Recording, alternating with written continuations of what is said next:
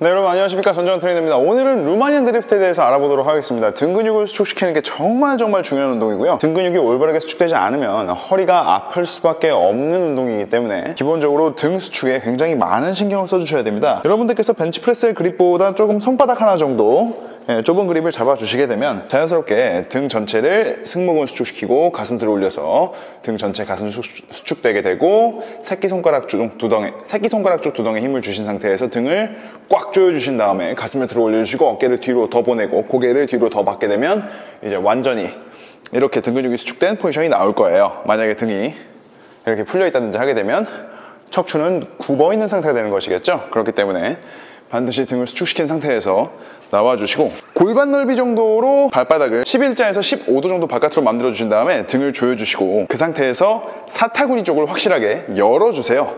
그리고 바벨이 수직으로 움직이도록 계속 등에서 텐션 주시고 내려가신 다음에 햄스트링과 엉덩이에 긴장이 걸릴 겁니다. 이때 바벨을 상체가 먼저 수직으로 끌어올려주면서 고관절을 계속해서 벌려주면서 바벨을 수직으로 움직여준다 라고 생각하시면 될 겁니다. 하실 때 만약에 등이 이렇게 적당히 굽은 상태로 내려가서 등을 쫙 조인다든지 하는 이런 것들은 주로 여러분들이 루마니안 데드리프트를 하실 때 느끼는 허리 통증의 주 원인이 될 겁니다. 그리고 여러분들께서 고중량일 때 자세가 좀 무너지는 거는 있을 수 있는 일 아닌가요? 라고 생각하실 수 있습니다. 제가 지금 두 가지 정도 더 보여드릴 건데 절대 중량이 낮거나 중량이 높거나 해서 자세가 무너져서는 안 됩니다. 부상을 당하지 않는 정도의 올바른 웨이트 트레이닝은 내가 스스로 움직임을 능동적으로 만들어내는 것이고 그 능동적으로 만들어진 움직임 뒤에 중량이라는 변수가 더해지는 것입니다. 중량이 제1변수가 되어 내 자세에 영향을 끼쳐서는 안 된다는 것이죠. 운동의 피라미드에서 올바른 테크닉은 가장 아래 굉장히 중요한 곳에 위치하고 있는 탄탄한 베이스라고 생각하시면 됩니다.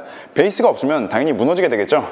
그러므로 올바른 정도의 근육 수축과 근육을 능동적으로 가동시켜 통제를 하는 움직임들은 어떠한 운동에 있어서건 가장 핵심 순위라는 것입니다. 제가 이제 중량이 올라갔을 때 자세가 같아야 한다는 걸 보여드리겠습니다.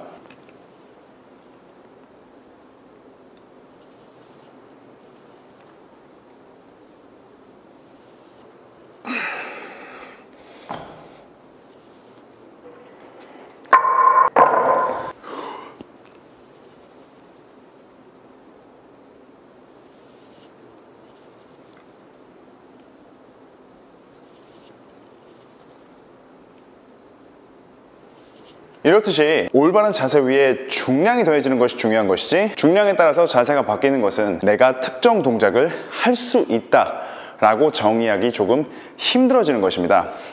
루마니안 데드리프트라는 것은 기본적으로 숄더 패킹을 통해서 등의 최대한의 수축력을 만들어낸 뒤 그런 최대한의 수축력들이 척추를 올바로 신전시키고 어깨 관절이나 고관절에서 충돌이 나지 않을 수 있도록 1차적인 안정화를 만드는 것입니다. 그리고 두 번째로 힙힌지가 올바로 가동할 수 있도록 주먹에서 강력하게 쥐어서 등을 더욱더 강하게 조여주시고 발바닥이 고관절 위주의 올바른 움직임을 만들어내는데 지면에서 충분한 지지력을 여러분들에게 제공해줘야 되는 것입니다. 기본적으로 일반 데드리프트, 컨벤셔널 데드리프트나 스모 데드리프트와 크게 다르지 않으나 하체 후면과 상체가 중량이 굉장히 무거울 때 그런 중량을 척추를 중립시켜서 지지하게 만드는 그러한 훈련들을 하는 것이 루마니안 데드리프트의 진정한 의의라고 보실 수 있기 때문에 제가 다른 영상에서보다 더욱더 강조를 해서 말씀을 드리는 것은 반드시 엄격한 기술이 먼저 선행된 뒤 완성되어야 되는 운동이라는 것입니다. 팁을 드리겠습니다. 발바닥에 힘 주시고요. 고관절 항상 벌려주시고 등 조여주시고 바벨을 잡고 이 모든 것이 유지된 상태로 고관절이 열리면서 고관절은 자꾸 뒤로 빠지면서 바벨은 수직으로 내려가고 상체가 바벨을 들어 올려주는 와중에 하체도 발바닥이 고관절을 열어준과 동시에 땅을 밀어서 올라올 수 있어야 합니다. 이것이 루마니안 데드리프트가 올바로 작동됐을 때의 작동 기전이라고 보시면 됩니다. 마지막에 등을 쪼아주는 건 안 해줘도 되나요? 라고 물어보시는 분들이 있을 수 있습니다. 처음부터 등을 조여놓고 그것들을 계속 유지하는 등척성 운동을 등에서 발휘해 준다면 굳이 마지막에 조이지 않더라도 오히려 더 많은 운동량을 등에 제공해 줄 수 있을 것입니다. 감사합니다.